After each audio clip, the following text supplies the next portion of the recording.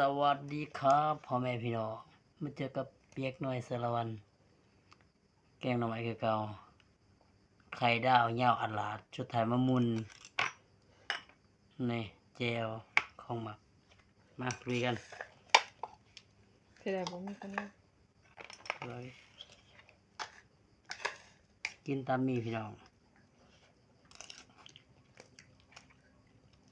ปลาแดกตอน นี่อีก2 เดือนกับปีใหม่ละกินอืม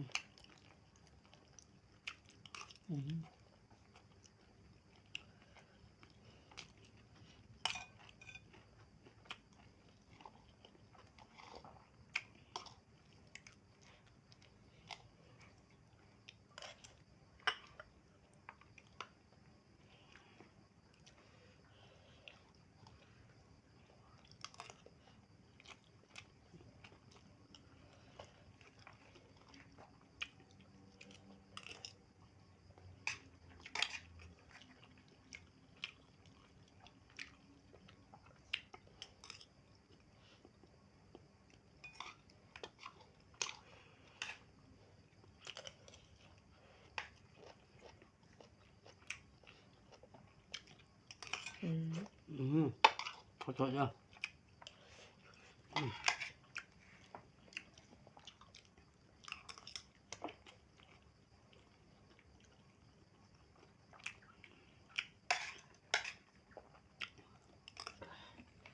กินจานไม่อย่างก็จะกินกล้วยป่ะจะกินกล้วย คน น่าเบื่อเลยก็จะบ่น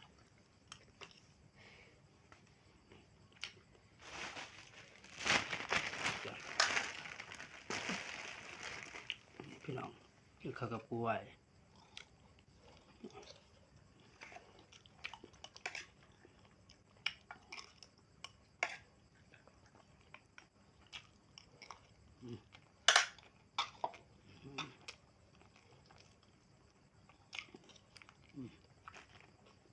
เรียบป่ะ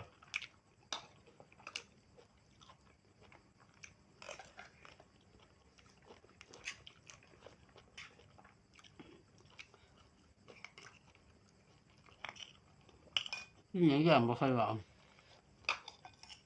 ไม่ค่อยหวานพี่น้องเลยพอไปเขาเคยกินตอนมืดมาตอนจะกินน้ำกันมาว่าจบคลิปทีเดียวสุดท้าย